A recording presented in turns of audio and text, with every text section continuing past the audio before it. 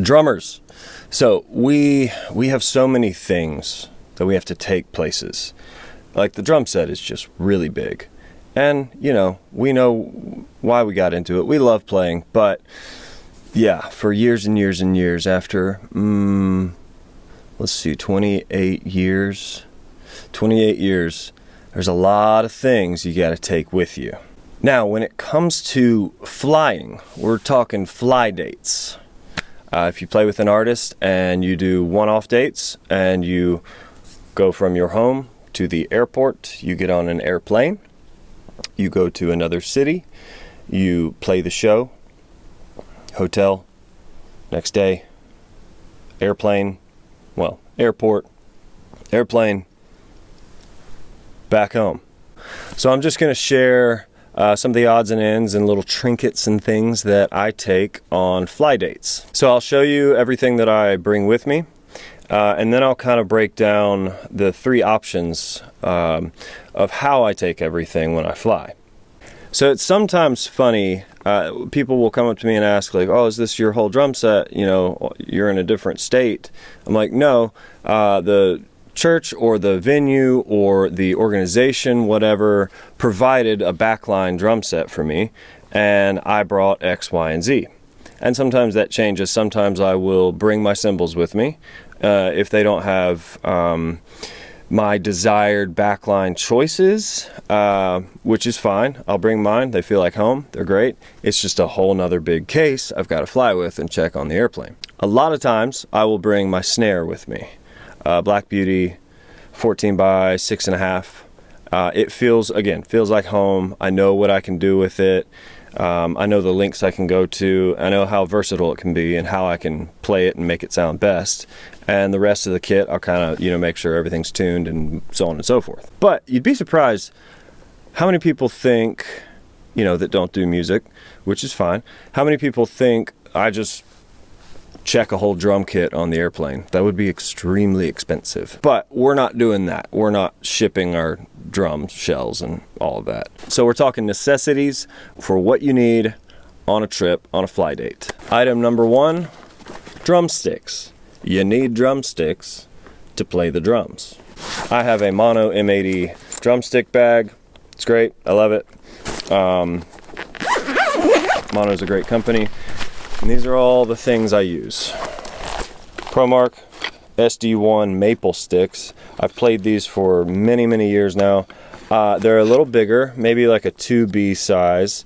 I think they're about 16 inches, maybe like 16 and an eighth or so. So they're a little bigger, but they're lighter because they're maple. And they don't shred as much as hickory. But no harm, no foul with the hickory game, or oak. Oak is just really heavy. Going through, I've got ProMark brushes. I've got these Vader Cajon brushes that I actually use a lot. Well, I don't think I've ever actually used them on a Cajon, maybe once, but they're huge. But the nylon feel has a little more definition on the cymbals when they're kind of open like this. I don't know, I just kind of prefer them over some other choices. I do have a pair of cool rods. I despise these, but they have their place. A pair of mallets and some wire brushes. So that's what is in my drumstick bag as far as sticks go and other stick things. Gotta close this thing. All right. Now you may be asking, Travis, what goes in that tiny little pocket up front? That's a great question, guys. A few things go in this tiny little pocket up front. A pen, in case you do have a piece of paper that you need to write on, or let's say a set list has been printed out for you and you got to make some changes. A pen and a Sharpie can come in handy more times than not. They come in handy. We got some drum keys, just a couple Evans magnetics and a DW. Never hurts to have a few. Highly recommend bring a hi-hat clutch with you.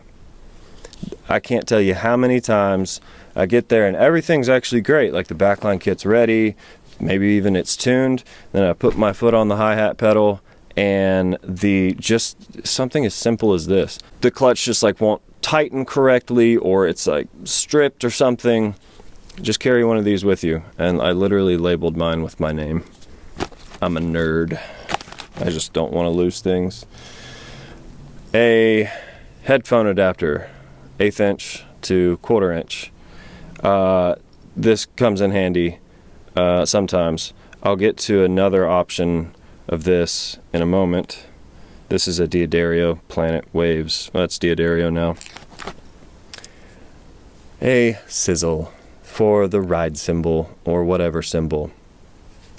I typically, when I use bigger cymbals, I am not putting the felt and the wing nut on there.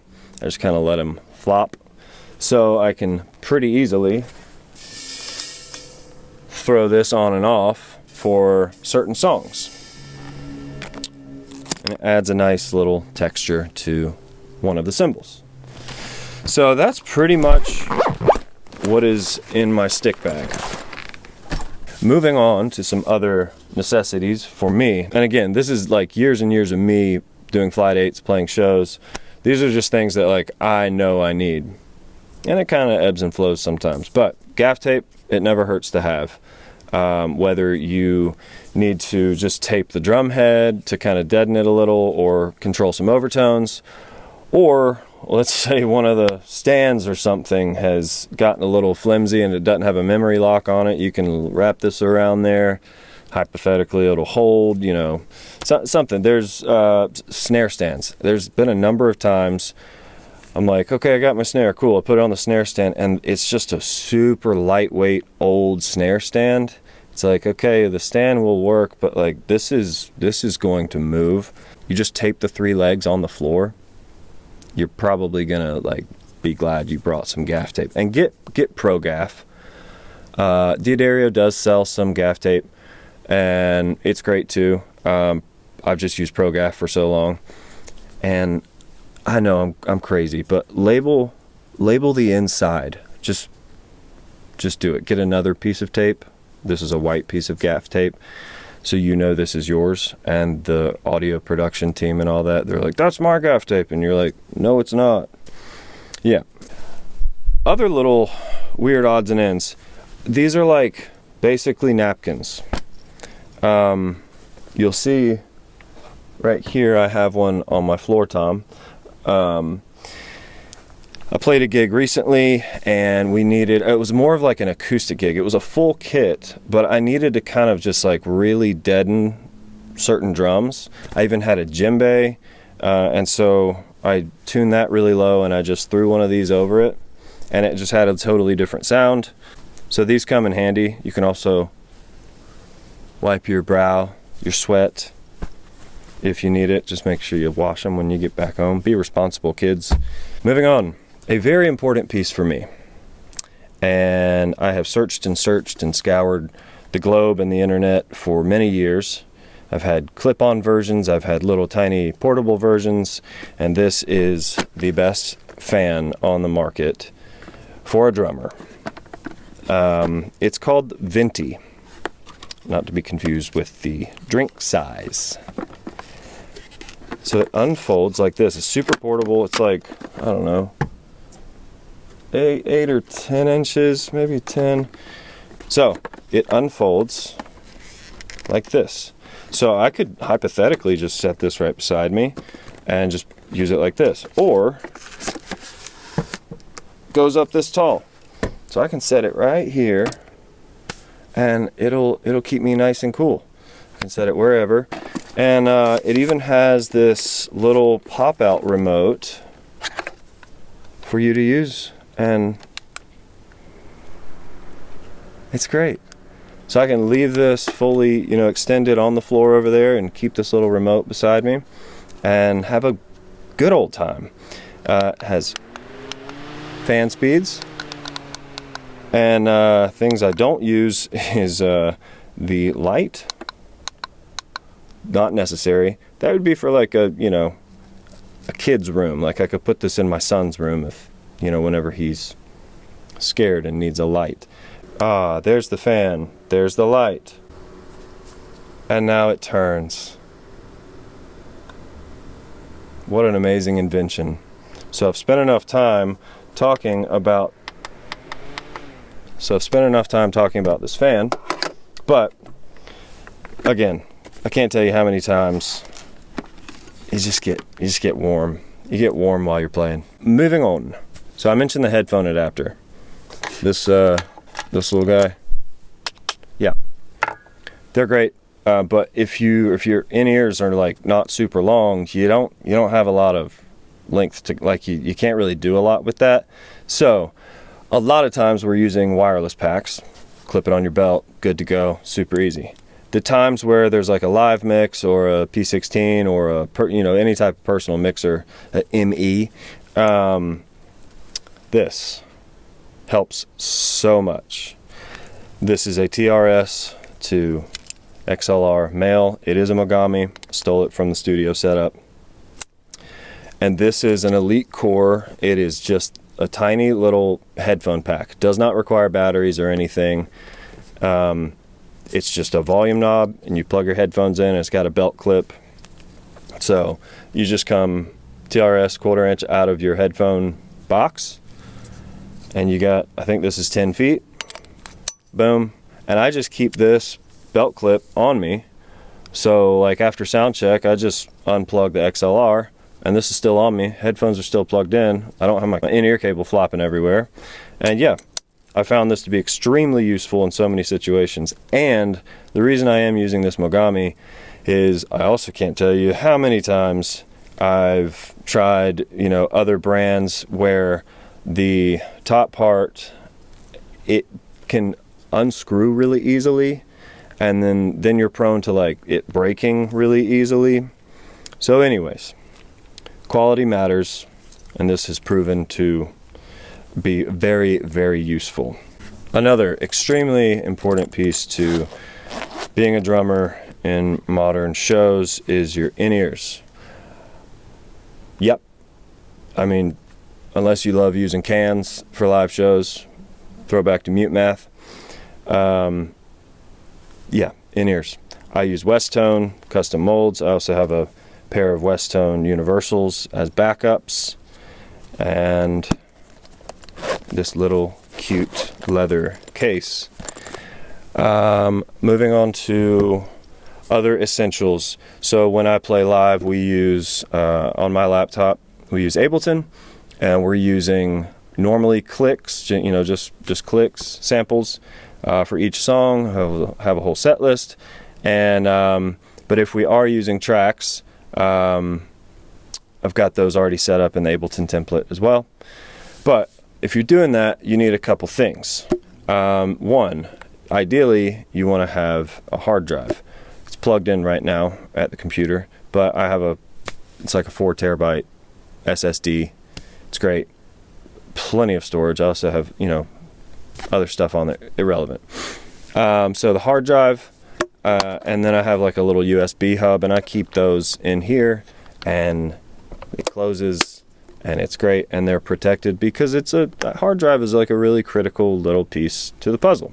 So, and then if you're using Ableton, you ideally want to use an audio interface so that you are bypassing the audio card in the computer, and you don't get any of the, let's say you're connected to Wi-Fi when you're there on stage, and you don't get like a text message or a call or whatever. So probably disable your Wi-Fi when you're on stage, just in case. But you need an interface. I have an interface right here. It's a tiny little PreSonus situation, and it's plugged in right now, but it's got 2 channels in, which I don't even need when I play live. It's got 4 channels out, so I can, let's say we're using tracks, I can queue up, click out of channel 1, let's say like a synth bass or something mono out of channel 2, and then let's say, some strings or, other synth stuff, guitars even, out of channels 3 and 4. And with that, you need either Thunderbolt cables or USB-C cables. Now let's say your interface explodes, or the TSA security people that love to dig through your cases. If you check the cases, they destroy all your stuff. Always have a backup. I love how common folk will call this an aux cable. It is a 3.5 millimeter 1/8 inch to 3.5 millimeter 1/8 inch. It is about 3 feet long. This is my backup. Headphone output from the computer. Make sure you disable your Wi-Fi. Make sure you're not getting calls or notifications. Blah, blah, blah. This comes out of the computer. And then this goes into a DI, direct box. That's the backup. So when I travel and play with one specific artist, I sing background vocals a lot. Now, being an audio guy, like, I'm kind of specific with a lot of things, but also, like, I know what works as far as microphone bleed with a huge loud instrument right in front of you. So if they throw like a cardioid condenser wireless microphone up there, number one, it's like a foot long and it's huge, and it's on my left, and so I'm like, I don't know. I've used a bunch of different mics. I used a Beta 86A, I think, for a long time. I think it's packed away right now, but and that one's good. It's fine.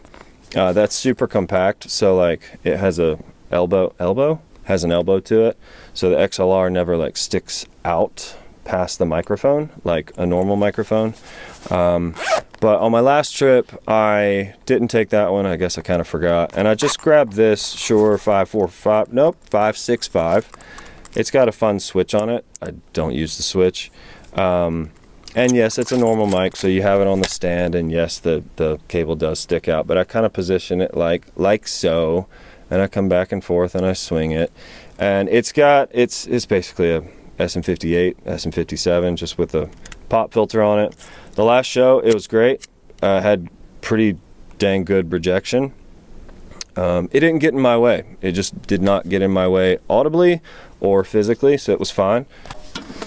And now we come to when I need to take a snare drum. Like I said earlier, this is my Ludwig Black Beauty, tube lugs, 14 by 6.5. I love this snare. We've got just a Remo Ambassador snare side, 30 strand pure sound, Remo controlled sound coded on top, little gaff.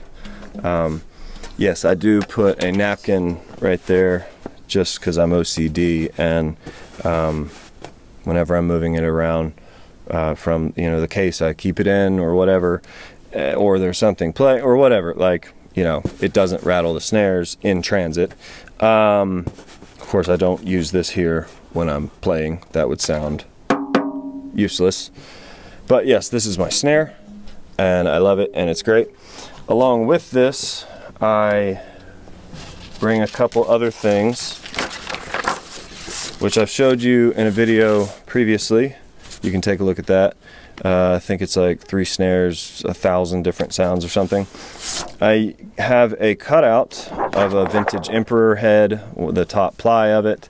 So if I want to really alter the sound of a snare, immediately different.